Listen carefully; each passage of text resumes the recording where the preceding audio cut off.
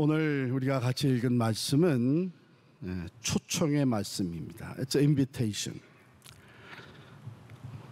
누가 초청하셨나 하면 하나님입니다. 초청자가 It's God. An invitation from God.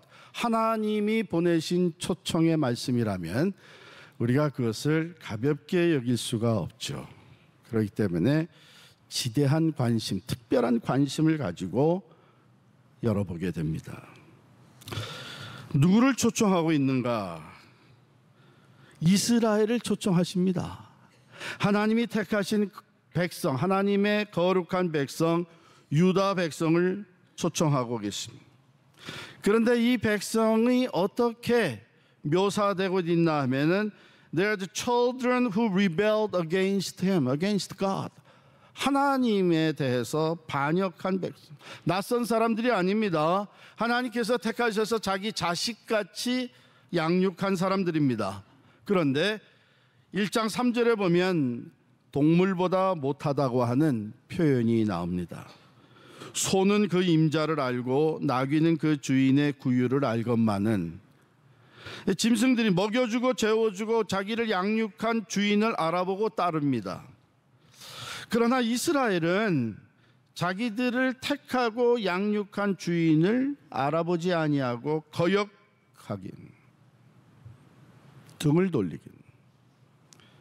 그래서 이런 표현으로 이 동물보다 못하다고 하는 것이죠. 4절에 내려가면 그들은 범죄, 허물, 행악의 종자, 행위가 부패한 자식이라고 말씀을 하십니다. 더더욱 5절에 보니까 이미 매를 맞았어요. 자기들의 잘못과 죄로 인해서 이미 매를 맞아서 발바닥에서부터 머리까지 온통 멍이 들어 있다고 합니다. 그런데도 여전히 패역하고 있습니다. 얼마나 매를 더 맞으려고. 바로 하나님께서는 이러한 이스라엘을 초청하고 계시는 것입니다. 당시 이스라엘의 상황을 좀 더 내려가 보면 이렇게 표현하고 있어요.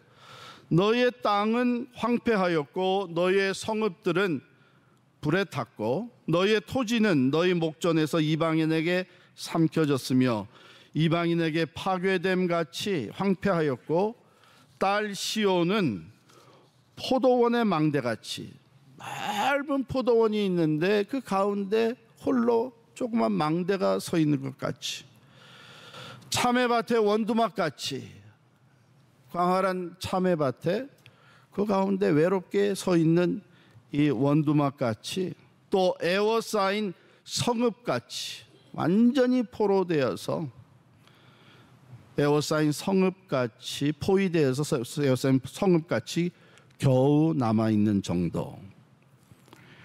만군의 여호와께서 우리를 위하여 생존자를 조금 남겨두지 아니하였다면 우리가 소돔 같고 고모라 같았으리로다. 하나님께서 자비와 긍휼로 그나마 생존자를 조금 남겨두셨기에 다행이지, 그렇지 않았다면 유황과 불이 비같이 내려서 멸망했던 소돔과 고모라와 같이 될 수밖에 없었던 상황이었다는 것이죠. 게다가 하나님께서 좀 남겨두셨기 때문에, 건강을 좀 남겨두셨기 때문에, 또 물질을 좀 남겨두셨기 때문에, 이런 그래도 관계를 좀 남겨두셨기 때문에 다행이지, 그렇지 않았으면 완전히 소멸될 뻔했다, 이런 얘기입니다. 그런데 여러분, 그러한 유다 백성들에게도 여전히 예배가 있었고 제사가 있었습니다.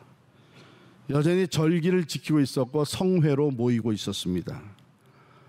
그렇기 때문에 어쩌면 그들 중에는 마음에 항변하는 사람들도 있었을 거예요. 하나님, 우리는 억울합니다. 우리가 하나님께서 지정하신 예루살렘에서 예배를 드리지 않았습니까? 북이스라엘은 금송아지를 만들어서 단과 베델에서 이런 우상 숭배를 했는데 우리는 그러지 않았습니다. 또 우리는 모세 율법을 따라서 많은 제물을 드리지 않았습니까?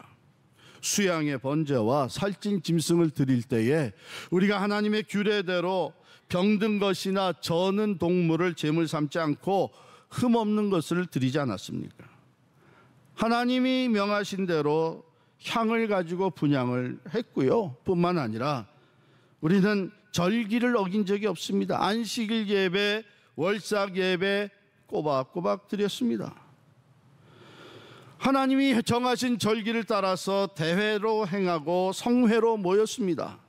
그런데 우리를 이렇게 심하게 다루시다니요. 이건 좀 너무한 것 아닙니까? 어쩌면 오늘날에도 말이죠. 신앙생활 하면서 내가 참 하나님이 나를 이렇게 징계하시는 것 같다 이렇게 느낄 때에 내가 뭘 잘못했다고 이렇게 항변하는 마음이 들 때도 있을 겁니다. 저는 억울합니다. 전 주일 빠지지 않기 위해서 얼마나 노력을 했고 또 헌금 생활 성실하게 했는데 왜 내가 이런 어려움을 당해야 됩니까? 그런데면요, 하나님은 단호하게 대답을 하십니다. 너희가 무수한 재물을 가져왔다고 해서 그것이 내게 무슨 유익이 되겠냐? 내가 짐승이 없어서 너희에게 짐승을 가져오라고 명하였겠느냐? 너희가 어린 양이나 수염소에 피를 흘려 제사를 드렸다고 해서 내가 그 자체를 기뻐할 것이라고 생각하느냐? 아니다. 너희는 내 마당만 밟고 있었을 뿐이다. 너희가 올 때 내게 보이는 것은 너희의 발뿐이지 너희의 마음은 발견할 수가 없다. 너희가 월삭과 안식일과 대회로 모이는 것도 이제는 내게 도리어 무거운 짐이 될 뿐이다. 나는 너희가 내 이름으로 모여드는 이것을 견디지 못하겠노라. 너희가 성회와 아울러 악을 행하는 것을 내가 더 이상 견디지 못하겠구나. 가증스러운 너희의 예배와 제사가 이제는 내게 무거운 짐이 되었다. 이것이 11절부터 14절까지의 말씀입니다. 왜 이렇게 되었습니까? 하나님 지금 무슨 문제를 다루고 계십니까? 첫 번째로 그들의 예배는 지극히 형식적이었기 때문입니다. 예배가 사라졌고 잘못된 제물을 드렸기에 또 절기와 제사를 드리는 그 형식이 잘못되었기에 죄가 되고 예배가 거절되고 응답이 없었던 것이 아니라는 것입니다. 마음이 담겨지지 않은 지극히 형식적인 것이었기 때문에 하나님께서 책망하신 것입니다. 몸은 예배 장소에 와 있지만 마음은 엉뚱한 데가 있는 것입니다. 하나님은요, 마음이 없는 예배를 받지 않습니다. 아니, 사람도 선물을 받을 때에 마음과 정성이 담겨져 있지 않으면 받아도 기쁘지 않잖아요. 이게 막 카드를 쓴 거나 포장을 한 거나 딜리버리 한 모습이나 이게 다 보게 되면 이게 전혀 마음은 없는 거예요. 하는 수 없이 억지로 그렇게 가져온 선물을 보게 되면 여러분 마음 기쁘세요? 차라리 한쪽으로 일을 내면 하지 말지. 오히려 그런 거 받는 것은 부담스러워. 그러니 우리의 모든 중심을 보시고 계시는 하나님이 어떻게 보시겠습니까?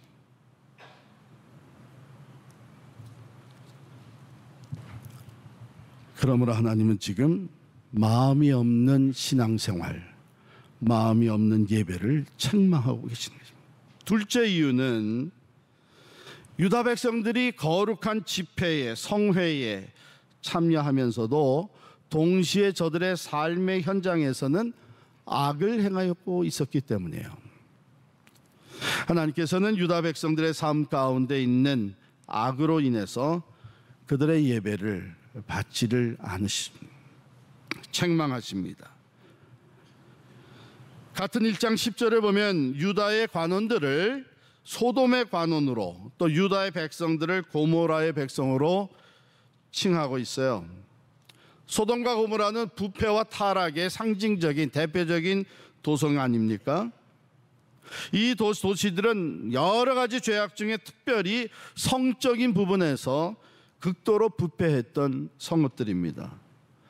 우리가 소돔 사람들이라고 하는 단어가 영어로 사도마이트라고 하는데, 사도마이트, 이것은 동성연애, 성적으로 부패한 사람들을 동시에 의미하는 단어입니다.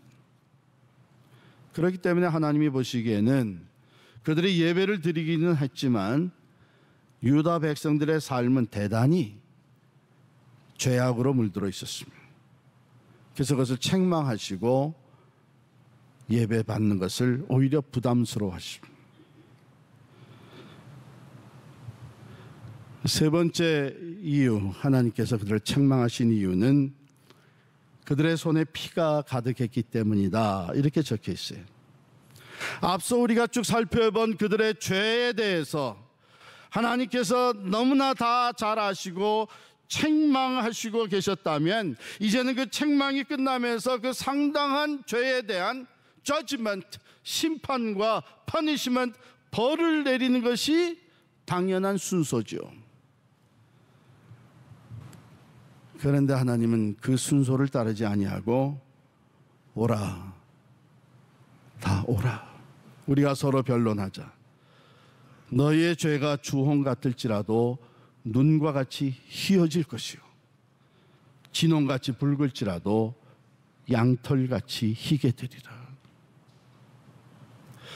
용서하시고 깨끗게 하시기 위해서, 그 죄 문제를 해결해 주시기 위해서 오라고 하시는 것입니다. 초청하십니다. 두 번째 19절에 보니까 너희가 즐겨 순종하면 땅의 아름다운 소산을 먹을 것이요 그랬어요. 즉 이제는 죄 문제를 해결받고 말씀에 순종하여 하나님이 예비하신 복을 받아 누리게 하시기 위해서 오라고 하십니다. 그 다음 20절을 보니까 너희가 거절하여 배반하면 칼에 삼켜지리라. 불순종과 반역의 결과로 궁극적으로 소멸되고 멸망되지 않게 하시려고 지금이라도 오라고 초청하시는.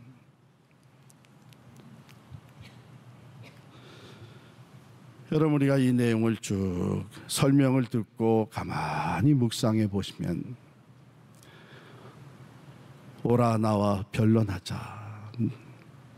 내가 너희 죄가 주홍 같을지라도 희게 될 것이요, 진홍 같을지라도 양털같이 희게 되리라. 이렇게 말씀하시는, 초청하시는 하나님의 그 심정, 마음을 한번 느껴보게 됩니다.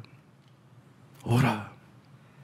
그 모든 것을 아시면서 자식과 자녀같이 양육했는데 배반하고 폐역하고 가슴에 칼을 찔러듯이 고통을 주는 이 자녀, 오라고 하시는 이 하나님의 마음엔 탄식이 있습니다. 탄식하며 초청하십니다. 뿐만 아니라 이제 더 늦기 전에 지금 오라고, 지금 곧 나오라고 간절한 마음으로 초청하고 계십니다. 간절히 오라고 부르실 때에 우리는 지체하랴. 그 간절함이 담겨져 있습니다. 그냥 내팽개칠 수 없는, 죄로 말미암아 소멸되고 멸망밖에 놔둘 수 없는 택한 백성이기 때문에, 자녀이기 때문에 사랑의 마음으로 지금 오라고 초청하십니다. 오늘도 하나님께서 이런 같은 초청의 말씀으로 우리를 부르십니다. 우리를 그 모든 죄와 더러워진 것에서 깨끗하게 해주시기 위해서 부르십니다. 그리고 그 깨끗한 그릇에 하나님이 주시기를 원하시는, 부어주시기를 기뻐하시는 그 은혜, 그 복을 풍성히 받아 누리게 하기 위해서, 더러운 그릇에는 줄 수 없는 이 은혜, 이 축복을 부어주시기 위해서 오라고 하십니다. 죄의 심판과 멸망 더 늦기 전에 건지움을 받고 오히려 은혜와 자유함과 평강을 누리게 하기 위해서 오라고 하신 것입니다. 아마 여러분들 집을 사보신 분들은 다 경험을 했을 겁니다. 아직 미국에 와서 온 지 얼마 안 돼서 집을 사본 경험이 없는 분들은 곧 사게 되기를 축원합니다. 인스펙션을 해요. 간추력, 정식으로 간추력하기 전에 가서 인스펙션을 다 하잖아요. 그러면 가가지고서는 전기 다 켜보고 파워가 제대로 다 들어오는지, 가스 레인지 다 해서 가스가 잘 워킹하고 있는지, 또 수도꼭지 다 틀어가지고 말이에요. 물이 좀 제대로 수압이 돼서 자 시원하게 나오는지 샤워도 이렇게 틀어보고 말이에요. 야, 그냥 뭐 전기도 가스도 물도 뭐 그냥 시원하게 들어오는 거예요. 철철철철 간추력을 했어요. 세월이 지나갑니다. 몇 년 살다 보니까 가만히 있어봐. 이거 왜 요즘 샤워물이 이렇게 약해졌어? 이 지역에 이제 뭐 집을 많이 짓더니 수압이 떨어졌나? 이제는 뭐 쫄쫄쫄쫄 나오네. 샤워를 해도 시원하게 되지가 않고 시간이 많이 걸려. 그냥 지나가다가 이제는 보니까 더 이상 안 될 것 같아서 사람을 부릅니다. 그래서 와가지고선 이분이 샤워 헤드를 다 돌려서 보니까 그 앞에 뭐 요만한 돌 같은 것들, 이런 것들이 다 끼어가지고서는 구멍을 막고 있는 거예요. 그리고 그거 다 끄집어내고 깨끗이 청소해가지고 다시 또 끼니까 다시 더 시원하게 샤워물이 나온단 말이에요. 그러고 나서 그분이 가면 뭐라 그래요? 이럴 줄 알았으면 더 빨리 부를 것.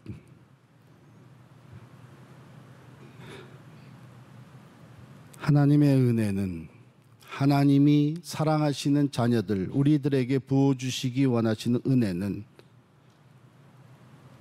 엄청납니다. 그런데 그 은혜를 가로막는 죄가 하나님과 우리 사이에 있으면 우리는 신앙생활을 하고 예배를 드리고 기도를 하지만 단비와 같이 부어주시는, 때로는 소나기 같이 부어주시는 그 은혜를 받지를 못합니다. 우리는 때로 신앙생활 하면서 내가 하나님 앞에 잘못하고 있는 것, 불순종하고 있는 것, 이건 하나님이 기뻐하시지 않는 것을 하고 있는 이 죄의 문제를 내 스스로 해결하려고 합니다. 그래서 죄책감이 오게 되면 오늘도 예배 드리니까 좀 내가 지금 요즘 하고 있는 일이 죄책감으로 닿아요. 그러면 그거를 해결해야 되는데 그거는 해결하고 싶지 않고, 왜? 이런 저런 면으로 내가 원하고 내게 유익이 된다고 생각하기 때문에 오히려 그 죄책감이 오므로 말미암아 내가 그러면 하나님께 봉사를 더 하고 예배 더 열심히 나가고 헌금을 더 하면, 이렇게 해서 죄 문제를, 죄책감을 자기가 무마시켜 나가려고 하는 이 어리석은 생각이 우리에게 들어옵니다. 왜? 세상은 그렇게 돌아가거든요. 뭐 잘못한 거 있고 잘한 거 있으면 플러스 마이너스 해지고 그래도 여전히 플러스 2 잘하는 편이다, 이렇게 생각을 하거든요. 그런데 이 영적인 문제는 그런 계산이 안 통합니다. 하나님 앞에선 잘한 건 잘한 거고 잘못한 건 잘못한 거예요. 잘못한 것에 대한 대가가 있고 잘한 것에 대한 상급이 있는 거예요. 그런데 우리가 그것을 온전히 인정하지 아니하고 내 나름대로 내 방법대로 세상적인 방법대로 그것을 무마하고 죄책감을 덮어가려고 그러면 이것이 해결되는 것이 아니라 괴리감만 더 커지는 거예요. 시간이 지날수록 괴리감만 더 커지는 거예요. 선과 악 사이의 그 골짜기가, 그 거리가 점점점 커지는 거예요. 그래서 신앙생활이 말할 수 없는 고통이 되고 마는 거예요. 가지고 나와야 됩니다. 하나님께 가지고 나오는 예수 그리스도의 보혈의 능력을 의지하고 날 구원하신 예수 그리스도의 십자가의 보혈을 의지해서 내가 죄인인 것을 인정하고 나오게 되면 그 보혈로 우리를 덮어주십니다. 미국에서 런던으로, 영국으로 이제 관광을 떠난 아버지가 어린 아들을 하나 데리고 둘이 갔는데 마침 런던에 도착했을 때에 런던의 그 브리티시 솔저들, 영국 그 군인들이 퍼레이드를 하고 있는 거예요. 스칼렛 유니폼, 스칼렛 재킷, 붉은색의 주홍빛의 유니폼을 입고 줄을 맞춰서 척척척척 퍼레이드를 하는데 너무 보기가 좋은 거예요. 그 앞에 윈도우를 통해서 보고 있는데 같이 보고 있던 어린 아들이 Daddy, look at the beautiful white uniforms 그러는 거예요. 그러니까 데디가 깜짝 놀랐어요. 가만히 있어봐, 내 아들이 이게 컬러 블라인드인가 생명인가? Son, they are not white. They are scarlet. They are red. 그런데도 이 아들은 뭐냐면 No, Daddy, look, they are white. They are pure white. 아빠가 이렇게 가만 둘러보니까 아빠는 키가 커서 이 창문을 내다보는데 앞에가 깨끗한 창문인데 아들은 키가 작아서 어디로 보고 있었냐면 그 밑에 디자인을 하느라고 레드 컬러로 이 라인을, 밴드를 쭉 칠해 놓은 거예요. 그래가지고 아들은 스칼렛, 레드 윈도우로 레드 유니폼을 보니까 그게 하얀 걸로 보여요.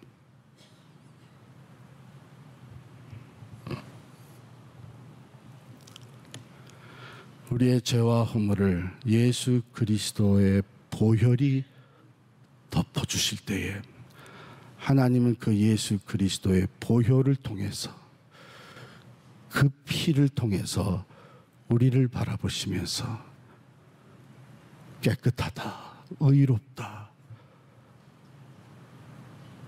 말씀해 주시는 줄 믿습니다.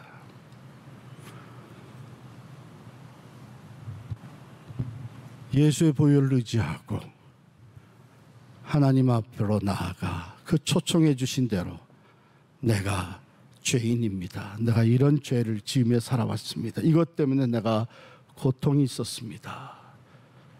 영적으로 메말라 있었습니다. 고백할 때에 우리 하나님은 약속해 주신 대로 주홍 같은 죄일지라도 흰 눈같이 양털같이 희게 해 주실 줄을 믿습니다. 살아계신 하나님께서 오늘 우리를 초청하십니다.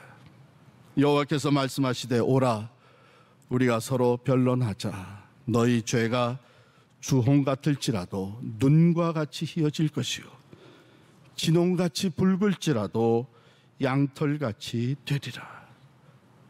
죄 사함의 능력을 가지신 하나님이 오라고 하십니다.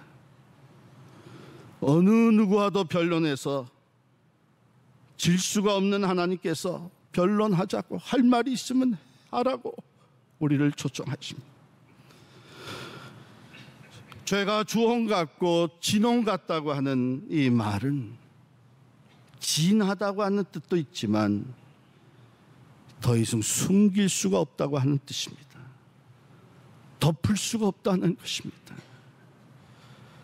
그러니 죄 없는 척 하지 말고 있는 모습 그대로 하나님의 초청에 응할 수 있기를 바랍니다.